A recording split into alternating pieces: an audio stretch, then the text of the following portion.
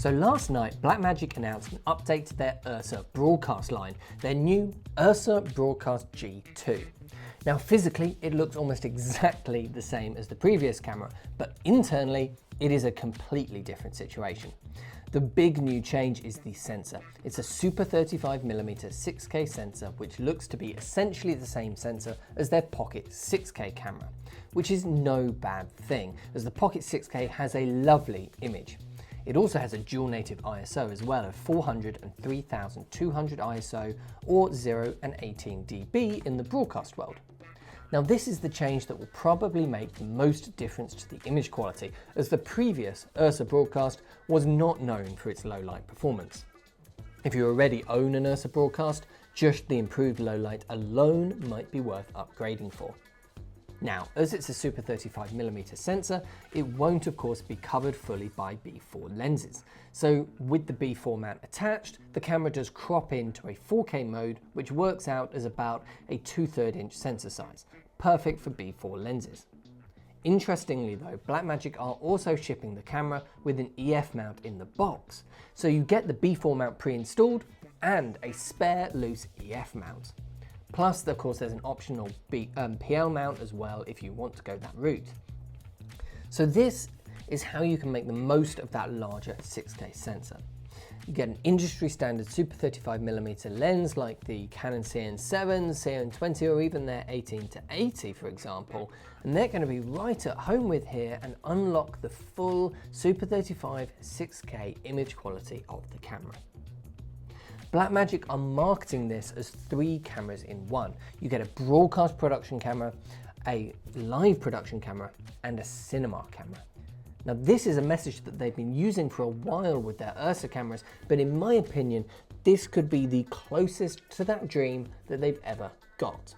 With a simple B4 lens on, or the Canon 18-80 for example, this is the best on-shoulder broadcast camera that they've ever made.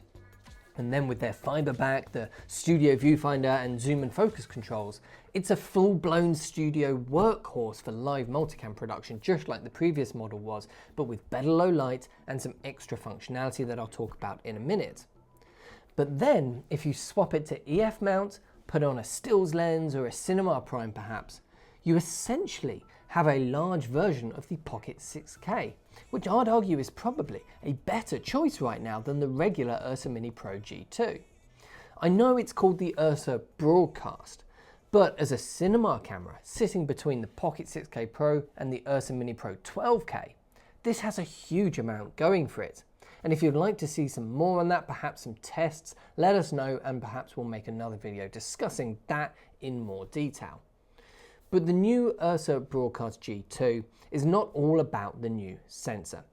It also has some very significant new features like some new codecs to play with. You get all of the normal Blackmagic codecs like ProRes and Blackmagic RAW, but they've also introduced H.264 and H.265 recording in camera. In their low, medium or high quality modes, which we've seen before, they're 420 8-bit, we've seen them on products like the Hyperdeck line for example. But there's then a new 422 10-bit option, which is confusingly called SDI. Now Grant said in the stream, this was because it offers the same color information as a regular SDI pipeline that's used throughout live production. And there is some merit to that, I can see where he's coming from, but I do still think it's very confusing to call a codec SDI. But that being said, having 422 10-bit recording in either H.264 or H.265 in camera is very welcome, particularly for people using this as an on-shoulder broadcast camera, as they're going to want 10-bit to send to post-production, but for some situations full-blown ProRes 422 recording is quite possibly overkill. Plus, with the new generation of computers like the new Macs from Apple, an H.265 workflow is more viable than ever, which will save a lot of storage space. There's then some very interesting new functionality with some existing Blackmagic accessories.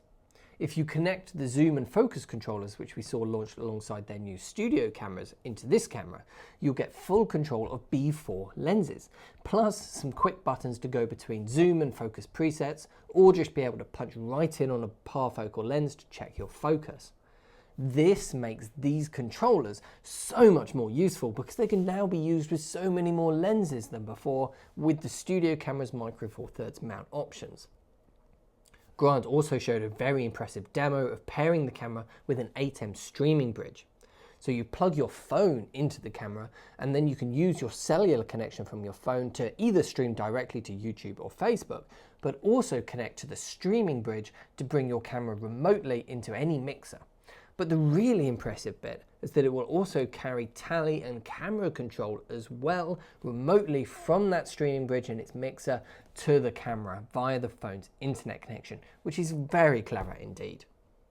So, the new Ursa Broadcast G2 is not just a version of the Ursa Broadcast that is slightly better in low light and that Blackmagic can actually make and supply now because of the supply chain issues. It's also a clear improvement in pretty much every way because it uses the same workflow and accessories like the Studio Fiber Back and the Studio Viewfinder, but has all that extra functionality. So if you're in the market for an Ursa Broadcast, this is clearly better. It's clearly the option you go for now. But what about if you're in the market for an Ursa Mini Pro? Well, that's where I think this gets really interesting. Perhaps you want an Ursa Mini Pro, but then sometimes you do some on-the-shoulder broadcast work or documentary work or some live production work on the side occasionally. Well, this could just be a better option for that kind of user as well. I'm really looking forward to trying this out because if I'm right on that, this could be a very interesting camera for a lot of different markets. But let me know what you think in the comment section down below. And if you want to buy one for yourself, head over to proav.co.uk with the link down below. Thanks for watching, and I'll see you in the next one.